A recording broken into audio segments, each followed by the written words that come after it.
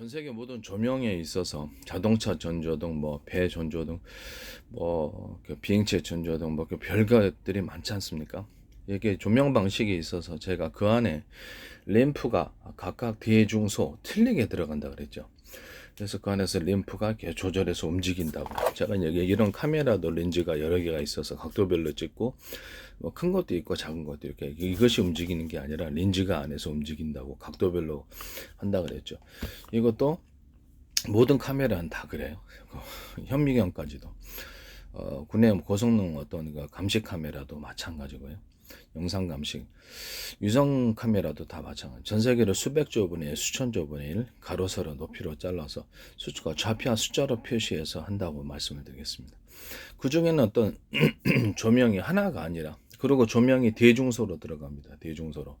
왜냐하면 모든 만물은 서로 평균하고 원리를 따라서 각도별로 찍어주면서 동시에 한 군데로 빛을 집중해야 될 때가 있어요. 그럼 그때 이게 조명에 있는 조명 빛을 내는 그렇게 램프죠. 이런 CCTV 카메라에서는 렌즈지만, 제가 이 CCTV 카메라도 360도로 이렇게 어떤 렌즈를 갖다 뒤편에도 까가지고 보면은 360도로 동시에 각도별로 찍을 수 있고 하나로 화면을 통합시킬 수도 있다. 여러 개를 원하는 대로 화면을 통합시킬 수 있다 그랬죠. 그래서 자동차 같은 게 로봇 같은 데도 앞으로 이 방식이 필요하다고. 사람도 보면 앞뒤로 이렇게 다 뒤까지 다 보거든요. 근데 고개를 돌려서 보죠. 뒤통수에 눈이 달려 있으면 동시에 볼 텐데, 얘도 이렇게 뒤통수에 눈을 달아서 각도별로 찍습니다. 안테나도 그런 방식으로 360도 안테나 이렇게 하고요. 군의 영상 감시 장비 같은 경우는 하늘로 이렇게 저때 청와대 뚫렸잖아요. 이렇게 가로 세로로 해가지고 360, 이쪽 180도 180 이렇게 찍게 되죠.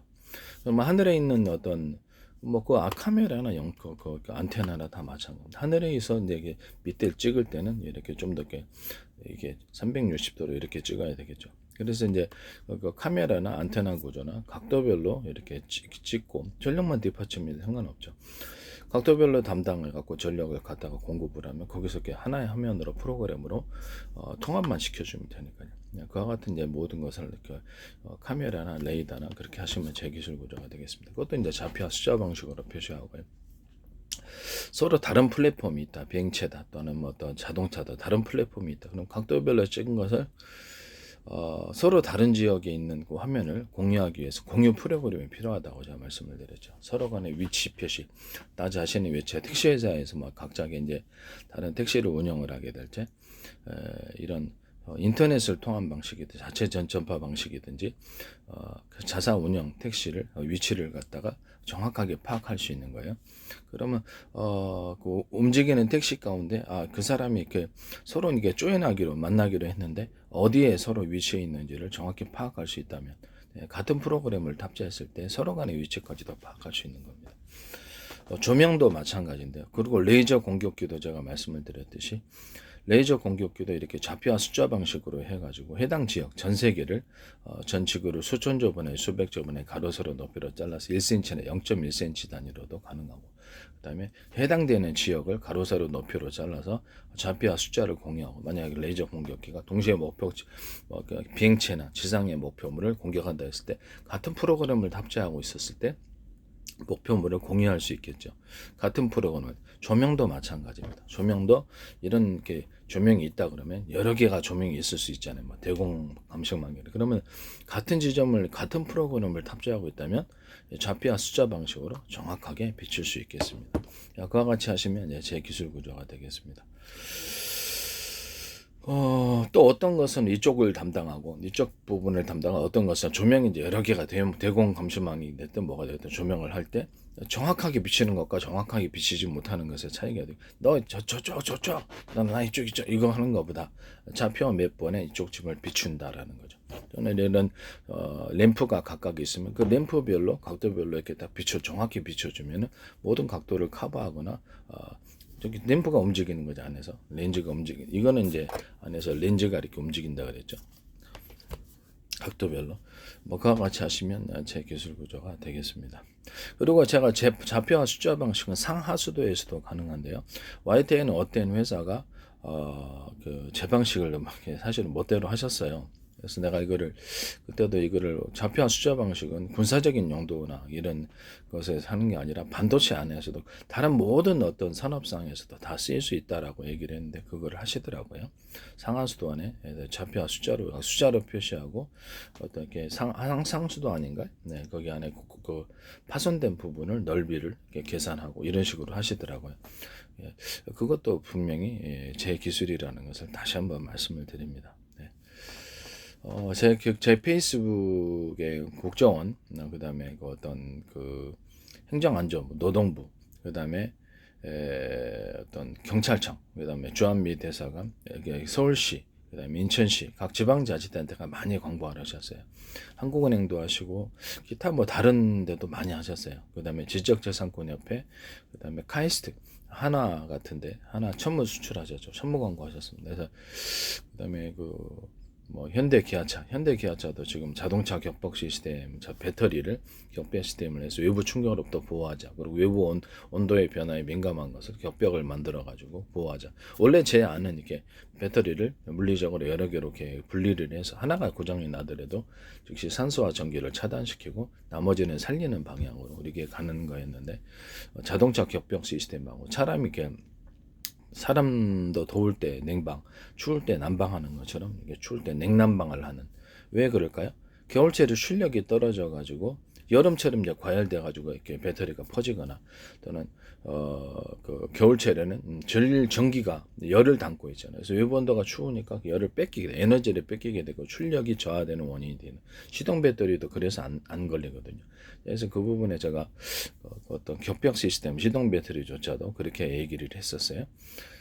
그리고 이제 이렇게 배터리 자체에 한 번 더 코팅을 위에 코팅 방식 한 번 더 얇게 케이스를 만들어서 외부 온도로부터 추가적으로 좀 보호를 하자, 민감하지 않게 그렇게 얘기도 했었고요. 그다음에 그게 또 뭐죠? 자동차가 겨울에 출력이 떨어지는 이유가 전해질 구조가 액체되다 보니까 외부 온도로부터 얼어가지고 모든 액체가 다 그러죠. 그래서 이렇게 리튬이온이 움직이는 속도가 저하되는 겁니다.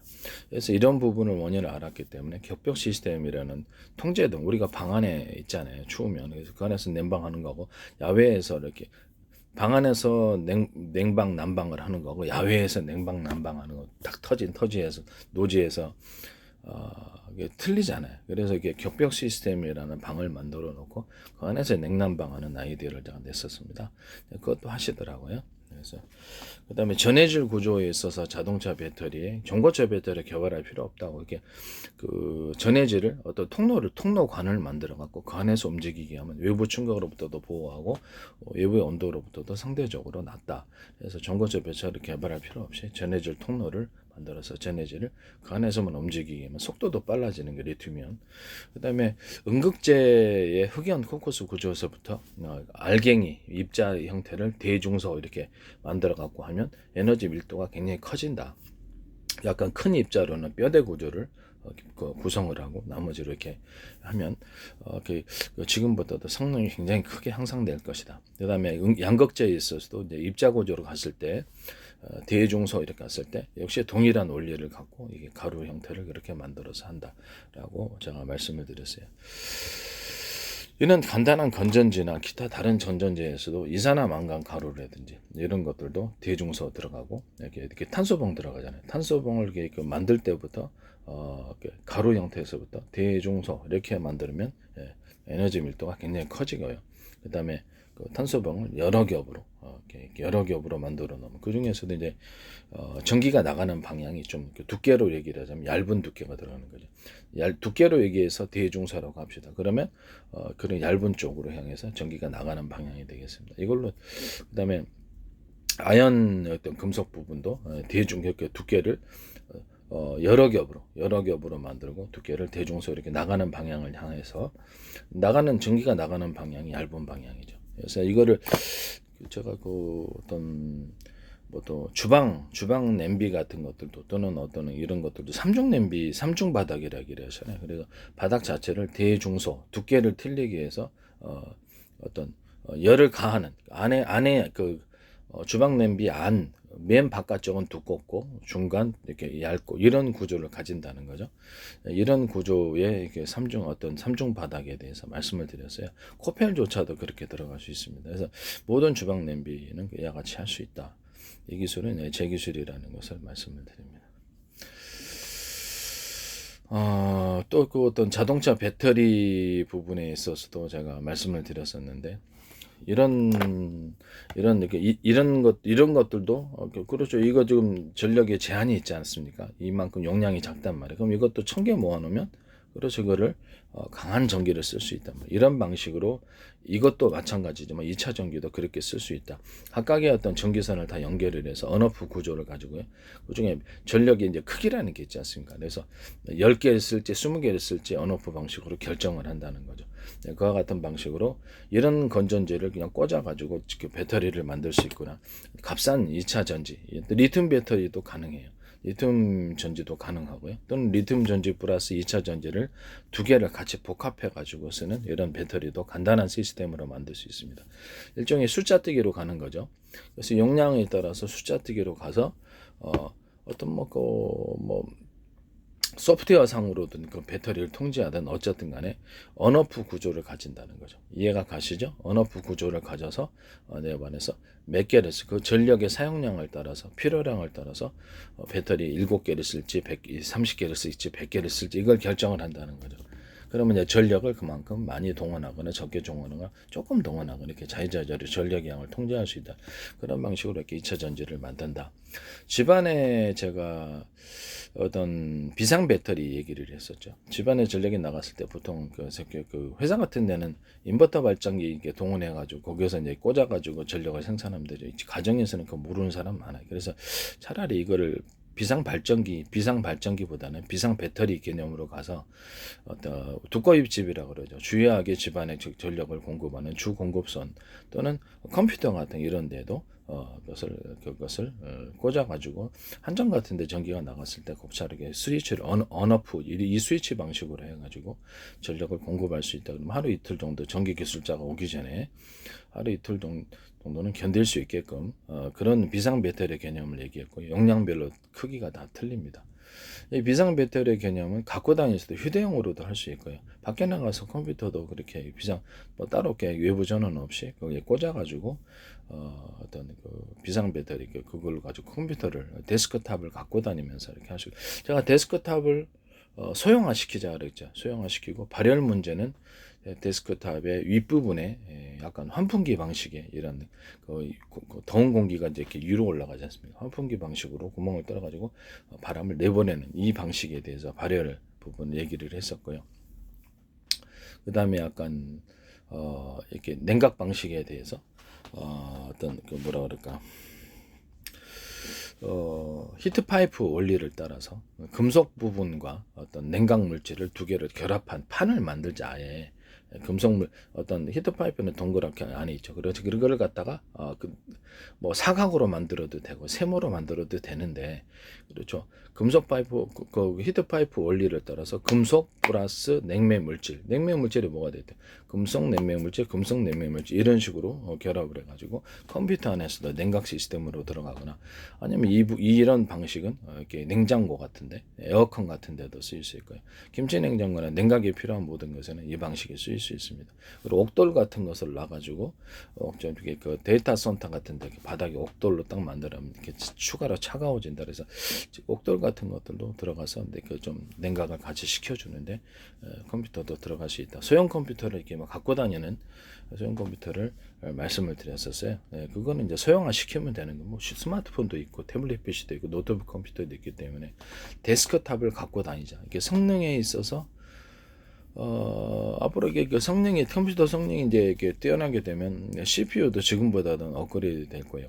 그다음에 그렇기 때문에 컴퓨터 소형화는 필수적이라고 생각합니다. 필수적이고 이걸 갖고 다니면서 이제 모니터는 돌돌 많은 모니터거나 아니면 다른 데 가가지고 모니터에다 그냥 꽂아가지고 이것을 곧바로 내가 내 컴퓨터 가지고 이런 소형 컴퓨터는 저장 용량이 좀 방대하죠. 그래서 자유자재로 꺼내 갖고 일을 할 때 일일이 다운 복사하는 것보다 이런 방식을 선택할 수 있다는 겁니다. 기존에 어떤 태블릿 PC도 아니고 노트북 PC도 아니고 데스크탑을 소형화시켜서 갖고 다니는 이 기술 구조는 제 기술입니다. 그리고 제가 또 하나의 모바일 장치를 말씀을 드렸는데, 게임 전용 모바일 장치, 태블릿 PC보다도 좀 화면이 크고요. 그래서 온라인 전용 게임으로 요새는 많이 하시잖아요. 그래서 그 어떤 이동통신 회사에서 그래서 온라인 전용으로 해서 속도 전용선을 좀 만들어주고, 거기다가 이것을 어떤 이런 기기를 만들어서 게임 전용 모바일 기기 이렇게 해서 만드시면 제 기술 구조가 되겠습니다. 거기다 물론 전화도 돼야 되겠죠. 이동통신 전화도 되면서 그쪽 전용선을 아예 만들어줘 가지고, 그래서 게임 전용의 속도를 뒷받침할 수 있도록 인터넷을 제공하고 이렇게 했을 때, 인터넷이 속도가 빨라져야 된다는 거죠.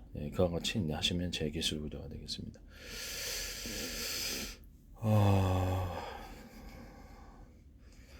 남의 기술 도둑질을 상업화시키지 맙시다.